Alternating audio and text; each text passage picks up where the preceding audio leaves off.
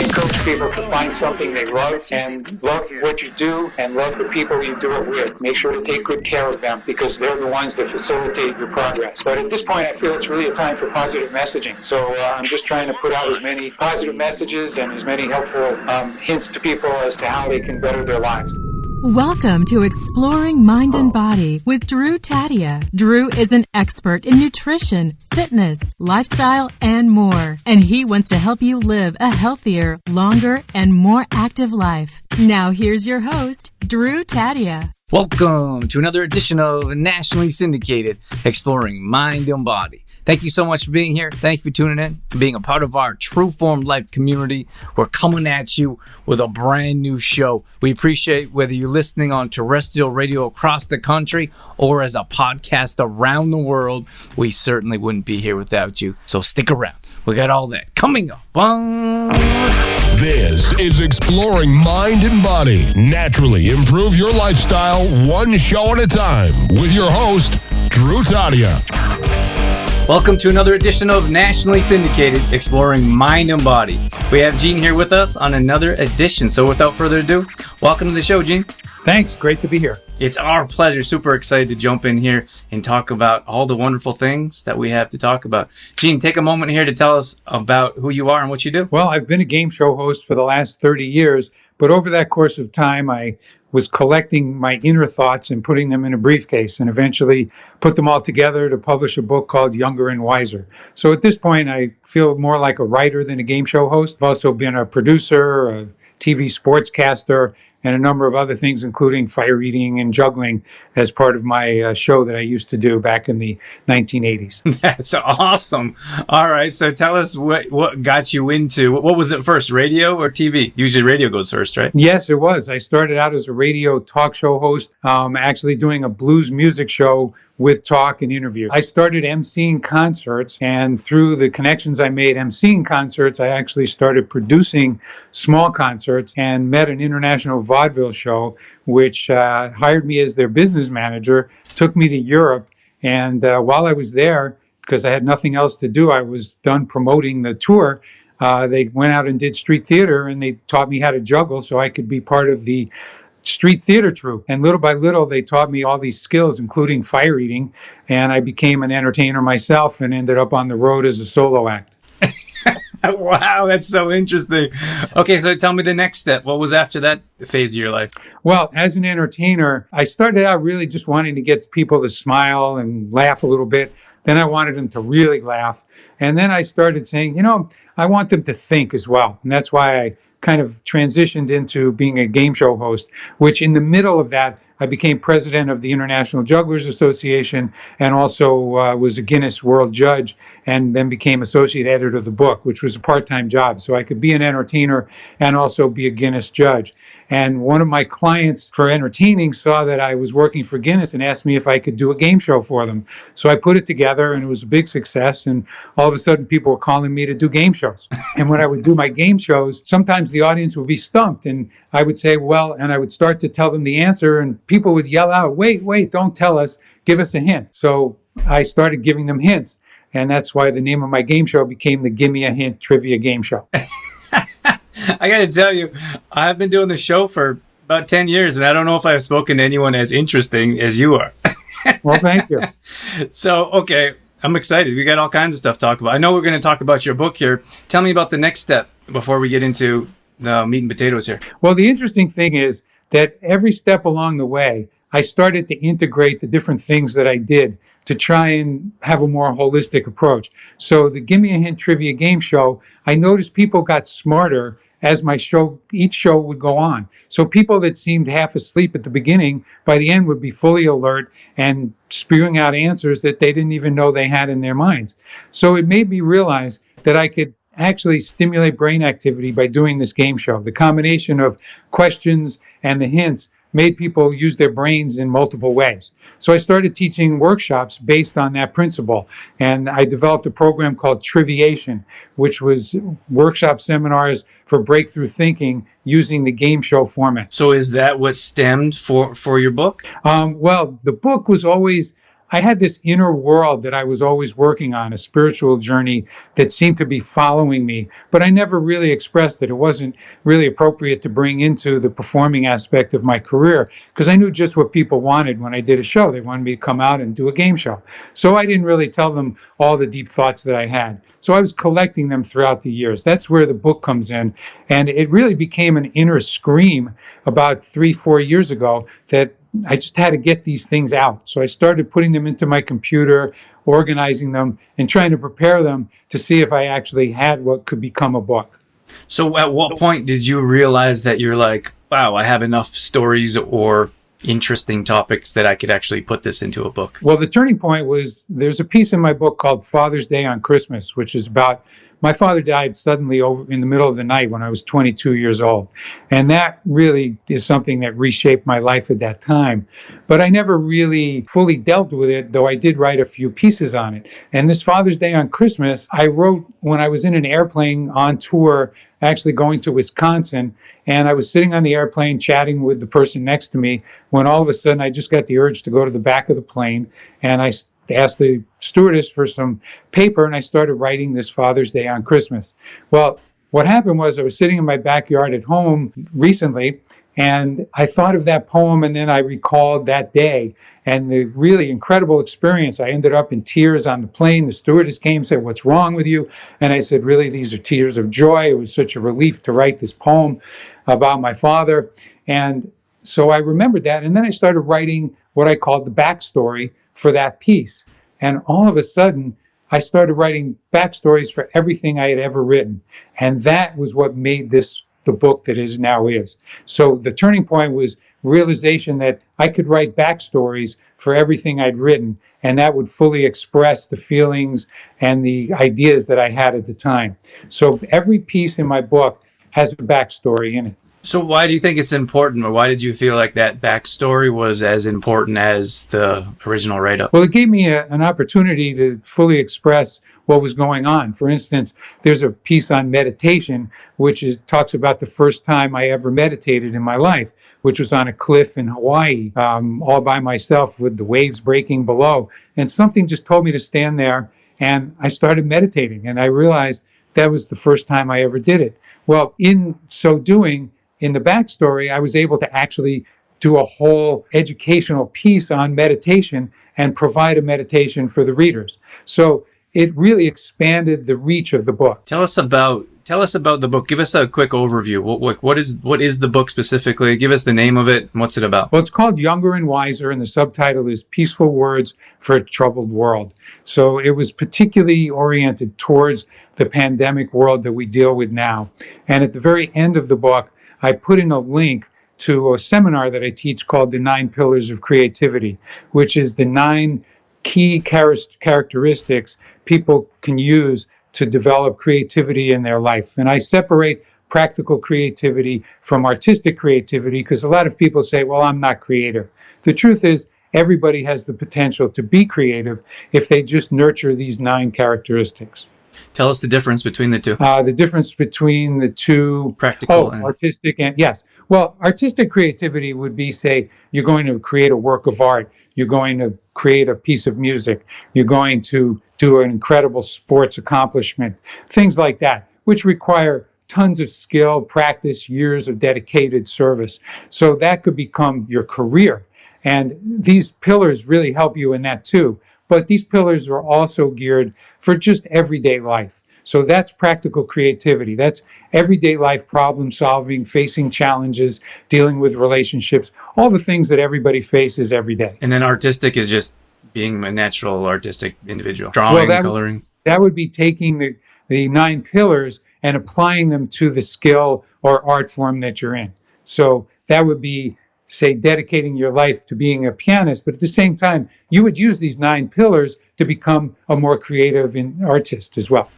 Where did you come up with the 9 pillars? Basically, what I did was I completely reverse engineered my life. I was sitting around one day and I said, well, how did I get to all these really interesting career moves and opportunities? And I started thinking about, well, there were certain aspects of my personality that just really helped me to get to them. And I broke them down, and originally I had 10 pillars, and then I reduced it to 9 because I combined two things into one pillar. So I came up with 9 pillars. And if you'd like, I'll go into more detail on that, or we can discuss something else. I'd love to hear. I'm sure our audience is wondering what these 9 pillars are. Okay, well, most fundamental, and the first pillar is freedom. And that means freedom to think, and freedom to think freely, not to have others impose their thoughts on you. So I go into what people can do to create greater freedom of thought in their own mind. And one of the big aspects of that, and that's the combination of the 10th pillar into that, is non-judgment. So many times people put judgments on things before they fully explore them. So that stops them right cold in their tracks from moving into a more creative mindset. So getting rid of judgment so you can actually have freedom of thought is the first step. The second step is openness, which I think is really a big one. That means openness to new ideas, openness to change, willingness to listen to other ideas, and that opens the window to opportunity. And then, so is opportunity the next one?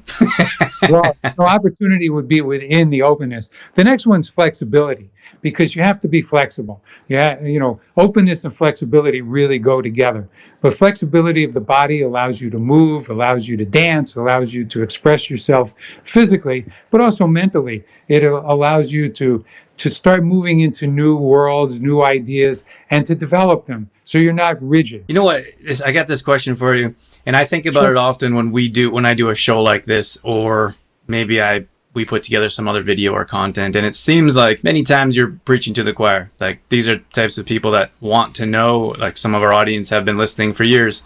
So they kind of know, they have an open mind, and then they're here and they come and they're flexible and they believe in this kind of stuff. What if someone that doesn't have an open mind, someone that isn't at the level we're at, maybe, and I'm not saying that we're any better or any worse. I'm just saying that, how do we reach those types of individuals that aren't exactly ready to hear what we want them to hear? Well, that goes to openness, obviously. If somebody's totally closed, you can't get out a hammer and hit them over the head. So not everybody will adapt these things. But if somebody is in their life and they're saying, I'm not really happy with the way things are, so maybe they'll be more willing to try something, to take some kind of a move out of their comfort zone, to accept change. So all you can do is present these things. And when I go into greater detail in the 9 pillars, there are exercises that someone could at least try. But, you have to get them to the point where they will try. So not everybody is going to do this, but if somebody is interested enough to read the 9 pillars, I would say they're probably at the point where they would be willing to try something just to see if it feels better. And I'll pause after each pillar just in case you have a question. Sure. Yeah, I couldn't agree more. We just talked about how you can't change people's minds. Like, that's people have to be ready. They have to be open, like you're talking about here, to make a change in their life. Yeah, and I think our job is to just provide those windows for people to open. And if they'll join us, great. And if they're not, you say, well, maybe tomorrow. Because, if things keep getting worse for a person, they'll be more apt to look around for something to help them. I mean, if you're drowning in the ocean, you will look around for a life preserver. Tell me the next pillar, Gene. Well, the next pillar is passion. And I did debate between whether to make that 3 or 4, but I thought freedom, openness, and flexibility all were so closely related that I would make them the 3 foundation pillars. But passion is so important because you have to have some drive. And when you talk about, well, what if people aren't interested in these things or won't accept them? Well, if you're passionate about moving forward in your life, then you may be more apt to go back and start to explore the first 3. And passion comes with some criteria because you need to monitor passion. You need to have focus. You need to have discipline and perseverance. And I put practice in there if you're dealing with a skill. So is this practice your passion? Like, when we are naturally passionate about a given topic or subject, is it easier for us to go and practice what we're after? Yeah. And that's why I say you put the other criteria on it, because wild passion can actually get out of control. What's the next pillar? Okay. Well, now you're moving into more mind stuff. And the next one's curiosity, which is an endless thirst for knowledge and to acquire more tools and resources along the way. So curiosity is really important. And in there, I actually have an auto brainstorm exercise where people can actually make like they're the head of a board of directors and bring in iconic people into their boardroom to ask for advice. Give me one person that you would bring in. Well, Leonardo da Vinci is always my favorite. Awesome. Did you get that question often? You didn't even have to think about it. Well, I don't have to because Leonardo's been my guiding light for 30 years. And why is that? Just because he's such a Renaissance man who was always endlessly curious. And he said, I never get tired of being useful, which is something that I really ascribe to. And also, he was once sitting on a hill. He had been hired to do our work in a church. And he sat on the hill for a couple of weeks, just eating lunch, drinking wine, staring at the church. And the minister of the church, the friar, couldn't take it anymore, watching him not work. So he went up there and confronted Leonardo. And he said, Leonardo, you're not working. We're paying you. What's going on? And Leonardo said, I am working. He said, I'm contemplating what I will do for you. That's awesome. I love those stories. So his thing was that so much of the work you do is the preparation and the mental preparation that you do for it. And I like this tip. This is one of my favorites so far, the curiosity. I think we could get so much out of life if I told you before, I'm a questions person by nature, but I think if we can always learn, if we ask questions, if we're open, if we're curious, there's so much in this world. I don't know how we could possibly learn all of it in one lifetime. That's right. And part of my curiosity pillar, in the long form, is the art of the question, which is a whole workshop that I teach on how to ask better questions to get the answer you need. So you really have to know how to ask the right questions to move you forward in the way you want to go. Why do you think people don't ask questions? I feel like there's some fear around asking. Sure. Well, fear is definitely a restrictor, and that I address fear in the openness pillar, because fear is probably one of the greatest restrictions on people moving into creative activities. The next one is something I call vocabulary. And, I toyed with what to call it. But vocabulary is because in language, the real expander for a writer is having a greater vocabulary. And I'm always working on my vocabulary to find new words to express thoughts, to give better word pictures so people can follow what I'm trying to say and understand the feeling behind it. But vocabulary is really your lexicon of resources, and gathering all the resources you can to make the creative push into action. You said that you work on your vocabulary. How do you do that? Well, I'm always using the online thesaurus, actually, in everything I write, because sometimes I'll see I wrote a piece where I use the same word twice in a piece to describe a feeling, and I don't want to use that word repetitiously. So I'll look for new words to describe the same feeling. And I find it very helpful. So I'm always expanding my vocabulary. And that goes back to 7th grade English, where my English teacher gave us a vocabulary book, and we had to learn a new word every day. That was the beginning of my vocabulary expansion. I remember we had to do that. You had to find a word, you had to learn how to spell it, and then the definition. Exactly. Do you have a new favorite word? Not really. I mean, there's so many great words in the English language, and language is such a great expander of your mind as well, because you're bringing in new brain cells and all kinds of things are happening every time you learn something new. What's the next pillar we got? Okay, well, the next pillar is peripheral vision, and this is a real important one in the action phase, because peripheral vision is the ability to see the world in a broader scope. I call it to see the world in 360 degrees. If you're on a basketball court, it's called court vision. Football, it's called football IQ. So in every phase of life, peripheral vision is really important, just to have a better view of all the opportunities that are presented to you, because a lot of times people miss those opportunities.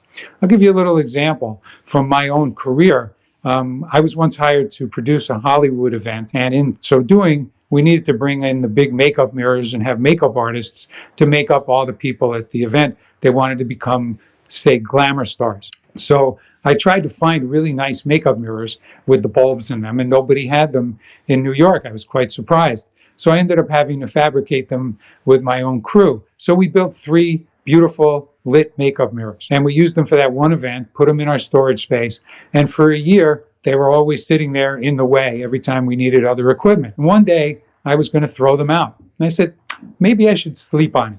So I slept on it. And the next day I said to myself, why don't I call the other rental companies that I called that didn't have good mirrors and offer them my mirrors? Well, within a week, I had a rental already. And then I had 3 rentals. And then someone wanted 6 mirrors. And then someone wanted 12 mirrors. And pretty soon, we had a whole mirror division of my business. And then we were doing 3-way mirrors. And we were doing large events and movie shoots. And they wanted director's chairs and tables and background pipe and drape. And so it became a rather large part of my business, which I ended up doing major events like the 50th anniversary of Sports Illustrated, the Grammys, and major movies, and working for movie stars in private hotel rooms, and became a very interesting side business from my production company. But it all came from the peripheral vision, the flexibility, the openness to a new idea. And you could have threw it away the day before. I was inches away from just tossing it to make room for more other equipment. I think most people would call working for stars or big organizations like Sports Illustrated their full-time gig. What was more important, or what was bigger in your life than that? Well, I was still doing the game shows and producing other events. We used to do major events like create environments for different kinds of events. Say someone had 3,000 people coming to the New York Hilton and they wanted it to look like New York, New York. So we would build Central Park. We would bring in Chinatown. We would put up all kinds of things. They could pick any area of New York and we would create it. That's awesome. But we did all kinds of things. It could be the Wild West. It could be the future. It could be the 50s. We did any theme people wanted. Do you do any of that now still? I'm retired from that. That was a very demanding business. And now with the pandemic, nobody's allowed to produce those kind of events. Is that one of the reasons why you're not, or were you retired before that? No, I was already moving in the direction of trying to move into a more spiritual direction and really focus more on teaching workshops, writing my books, and coming out with all the creative ideas that I've had in my briefcase for the last 30 years. So if they're not able to do the backgrounds and scenes and stuff, is the background all digital now for movies, or what's going on there? Well, I'd say the backdrops, we used to do hand-painted backdrops. Now they can do digital things.